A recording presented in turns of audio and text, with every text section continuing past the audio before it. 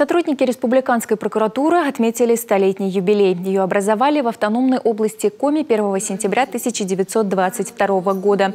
Возглавил ведомство выпускник Казанского университета Дмитрий Павлович Репин. Штат тогда был небольшой, всего 10 сотрудников. Сейчас в региональном ведомстве работает 450 человек.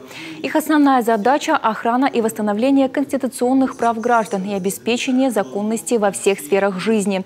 Надзорный орган координирует деятельность всех правоохранительных структур, борется с преступностью и коррупцией. За всеми цифрами, показателями, отчетами стоят сотни граждан, чьи права удалось защитить. А также ваш, уважаемые коллеги-прокуроры, каждодневный труд, посвященный служению закону. Работа в прокуратуре не из легких. Многим работникам приходится жертвовать личным временем, собственными интересами ради достижения общих целей. Но вы честно и добросовестно выполняете свой профессиональный долг.